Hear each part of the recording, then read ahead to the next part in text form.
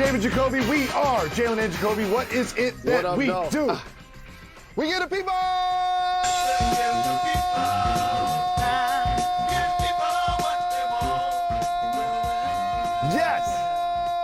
Yes. They want. The people want to see Killer Yes. Mike on this program. That's exactly what they're going to get in mere minutes. Run. Killer Mike joins us.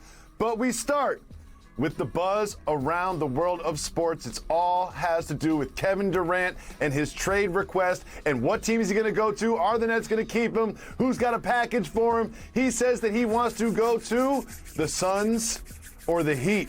Jalen Rose, what is going on with Kevin Durant? So here's what should be going on. And I wish I would have paid attention more in Spanish when I was in high school. One of the dumbest things I ever did was drop Spanish and said, I'm never going to Spain. That was one of the dumbest things in my life. I wish I could say this in multiple languages right now. I wish I could say this in Chinese. I wish I could say this in Spanish. If you're the Nets, do not trade KD. Let me repeat. If you're the Nets, do not trade KD. Don't panic. He has multiple years left on his contract. He's still one of the elite players in the game. He just saw the Golden State Warriors win the championship this past year. He's going to be as motivated this offseason, this coming season, as any player in the league. Kyrie's still under contract. So is Ben Simmons. So is Joe Harris. So is Seth Curry. I think you don't panic and you stay pat. I've been telling you, I would have made sure that James Harden, Kyrie Irving, and KD would have at least played one playoff series together.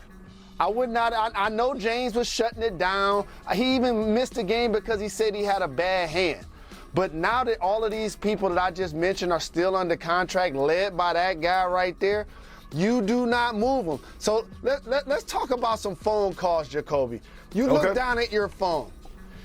Who can call you with one player in exchange for KD?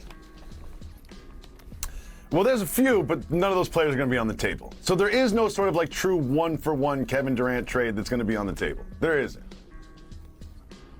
Well, it has to be, family, because when you're trading one of the top 3 players on anybody's list in the game, you got to give me a guy that made this year's All-Star game and will make the next 5 All-Star games. Not no one-time All-Star, not no +1. You need somebody that's really about to. KD about to average 30 this year on 50, 40, 90. Like, you don't move that. And I'm trying to tell you, unless they're talking about moving Giannis, which they're not. I ain't moving him for nobody. You see Miles Blackman, Spike Lee at a Nets game? Nobody. So, Mr. Rose, he has requested a trade. Apparently, the Nets are working with Rich Kleiman in order to make that happen. So it sounds like there needs to be a real conversation if you want him to show up in training camp. How do you handle that if you are Steve Nash, Sean Marks, and the Nets? I'll tell you another secret. I might have Rich Kleiman and Sean Marks' numbers in my phone. And I'm going to tell you something, family. I could orchestrate a 3-way if they need to. And here's what the conversation needs to be. Are they going to get Giannis in return? If I don't hear that, okay. Well, can I get Booker and Ayton in return? Okay, I can't do that. Can I get Jimmy and Bam in return? Okay, well then we can't do that. So if you're a contending team, you're gonna have to give up too much of what you already have to acquire him. And if you're a lottery team, you're gonna have to gut the team so much he's gonna be unhappy to be there. That's why wild cards come into play like Toronto. They have multiple assets, multiple players. They got a terrific GM, and they'll just roll the dice with my guy Masai Ujiri, who's arguably the best in the game.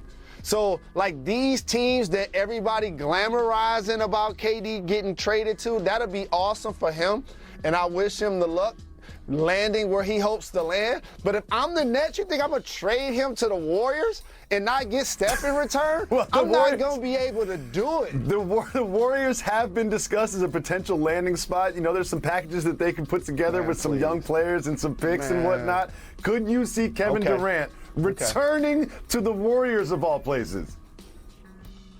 Let me name some people, and I want you to tell me. Wiggins was an all-star this year for the first time. That might be the only time he make the all-star game.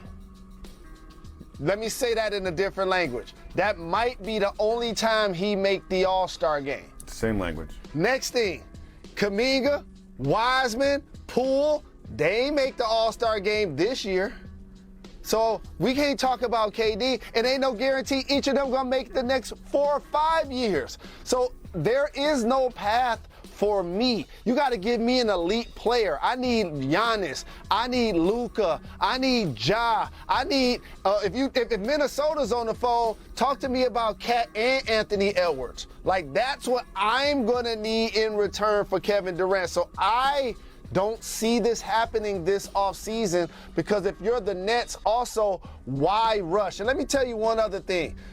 While we're right now, by the way, I just got double boosted. Let me tell you why. I see the coronavirus cases are going up in different places. This is important to the Nets. Why? Because Kyrie Irving was a player that didn't play last year during home games because he wasn't vaccinated. I bring that up because we're going to talk so much, and people have talked so much about the games that Kyrie has missed over the last 3 years. David Jacoby. KD has missed more games the last 3 years than Kyrie has. He's 34 years old, still a terrific player. You don't rush to move him with years left on his contract. Well, we'll be discussing Kevin Durant a lot this summer, something tells me, but there's something that you love, Jalen. You love when a star player stays in one uniform for their entire career, and it looks like that's what Dame Lillard wants to do with the Portland Trail Blazers. Signed a 2-year, $122 million extension that keeps him in Portland through 2027. What does this deal tell you about where his head's at, where this franchise is at? Well, first off, it tells me Chauncey Billups was a great hire. And as you start looking around the landscape of the NBA, you noticing so many former players are having an impact on what's happening with these franchises, not only wins and losses, but just being able to speak the language, being able to nurture young players, being able to consistently be a responsible voice for veteran players. Because if Dame don't like the coach, he leaves. Because they ain't a contender. They ain't a contender. And so I know it's easy to look at the money and say 122. If you're Dame Dollar, you can find a way to get that bread somewhere else if you really, really want to. So I applaud that he's going to stay loyal to the Portland situation, and you're right. I do applaud that. They're having a really good offseason so far, a couple of really good signings. So, again, the West is just so stacked, Jacoby, but it's good to see Dame getting paid. I hope to see him healthy and hope to see him back playing all NBA basketball. We got to get him back on the show. I know he got some sort of mixtape coming out. Yeah, I know he got some sort of mixtape coming out this offseason. We got to get our guy back on the show. We'll get him on the show. Well, we had the finals, then we had the draft, and right now we're already in the thick of Summer League, and some of those players that were drafted very high are making impressions. No one was drafted before Paolo Banchero, and he has looked like a true number one pick. We're going to go through some of these rookies. What do you think about Paolo and his fit and his look in Summer League? So let me just talk about Paolo's offensive game. And what I mean, like, his body type, his aggression, his ability to, like, get his shot off the dribble, and a really good underrated passer for his body type. Like, when I'm watching him, he looked like a lot like Michael Beasley.